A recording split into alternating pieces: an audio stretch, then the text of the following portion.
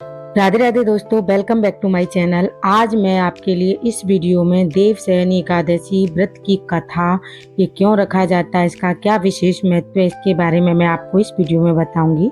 चलिए स्टार्ट करते हैं। आषाढ़ मास की शुक्ल पक्ष की एकादशी तिथि को देवशयनी एकादशी का व्रत किया जाता है। इस दिन से चतुर्मास का आरंभ भी हो जाता है। इस दिन संसार के पालनकर्ता भगवान विष्णु 4 महीने के लिए योग निद्रा में चले जाते हैं। इस महीने से सृष्टि का पालन भगवान श्री शिव के द्वारा किया जाता है। आइए अब मैं आपको देवशयनी एकादशी व्रत की कथा सुनाती हूँ। एक बार युधिष्ठिर ने भगवान श्री कृष्ण से पूछा, भगवान आषाढ़ के शुक्ल पक्ष में कौन सी एकादशी होती है, उसका नाम क्या है और इसकी विधि क्या है, इसके बारे में बताने की कृपा करें। तब भगवान श्री कृष्ण बोले, राजन, आषाढ़ शुक्ल पक्ष की एकादशी का नाम शयनी है। मैं उसका वर्णन करता हूँ। वह महान पुण्यमयी, स्वर्ग एवं मोक्ष प्रदान करने वाले, सब पापों को हरने वाली और उत्तम व्रत वाली है। आषाढ़ शुक्ल पक्ष में शयनी एकादशी के दिन जिन्होंने कमल पुष्प से कमल लोचन भगवान विष्णु की पूजा तथा एकादशी का उत्तम व्रत किया है, उन्होंने तीनों लोकों और तीनों सनातन देवी देवताओं का पूजन कर लिया है। हरिशयनी एकादशी के दिन मेरा एक स्वरूप राजा बलि के यहाँ रहता है और दूसरा क्षीर सागर में शेषनाग की शैया पर तब तक शयन करता है जब तक आगामी कार्तिक की एकादशी नहीं आ जाती। अतः आषाढ़ शुक्ल एकादशी से लेकर कार्तिक शुक्ल एकादशी तक मनुष्य को भली भांति धर्म का आचरण करना चाहिए। जो मनुष्य इस व्रत का अनुष्ठान करता है वह परम गति को प्राप्त होता है। इस कारण यत्न पूर्वक यह एकादशी का व्रत करना चाहिए। एकादशी की रात में जागरण करके शंख चक्र और गदा धारण करने वाले भगवान विष्णु की भक्ति पूर्वक पूजा करनी चाहिए। ऐसा करने वाले पुरुष को पुष्प की गणना करने वाले चतुर्मुखी ब्रह्मा जी भी असमर्थ हैं।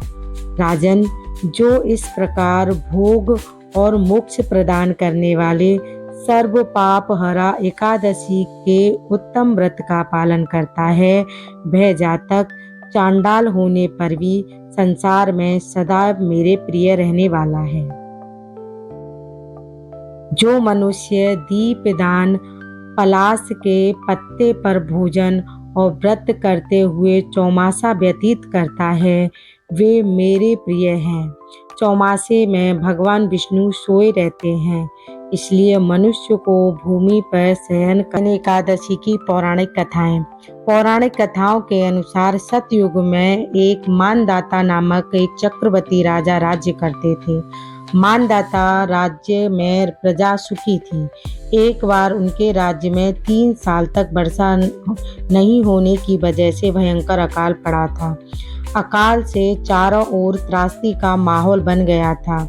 इस वजह से यज्ञ, हवन, पिंडदान तथा कथा व्रत आदि कम होने लगे। प्रजा ने अपने राजा के पास आकर अपने दर्द के बारे में बताया। राजा इस अकाल से चिंतित थे। उन्हें लगता था कि उनसे आखिर ऐसा कौन सा पाप हो गया है जिसकी सजा इतनी कठोर रूप से मिल रही है।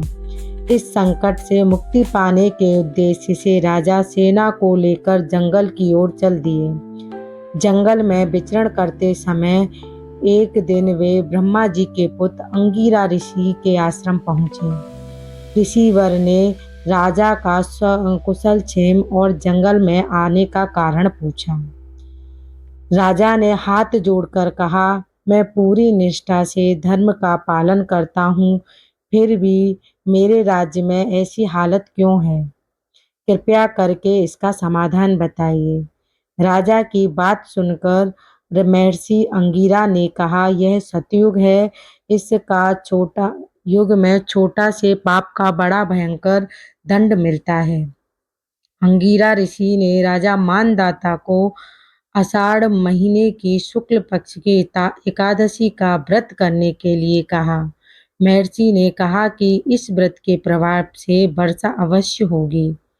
अंगिरा ऋषि के निर्देश के बाद राजा ने अपनी राजधानी लौट गए। उन्होंने चारों वर्णों सहित पद्मा एकादशी का विधि पूर्वक व्रत किया, जिसके बाद राज्य में मूसलाधार वर्षा हुई। ब्रह्मवैवर्त पुराण के में देवशयनी एकादशी के विशेष महत्व का वर्णन किया गया है। मान्यता है देवशयनी एकादशी के व्रत से भक्तों की समस्त मनोकामनाएं पूरी होती हैं। अगर आपको मेरी वीडियो अच्छी लगती है और इस तरह की और भी जानकारी आपको चाहिए तो मेरे चैनल को लाइक शेयर सब्सक्राइब जरूर करें। राधे राधे।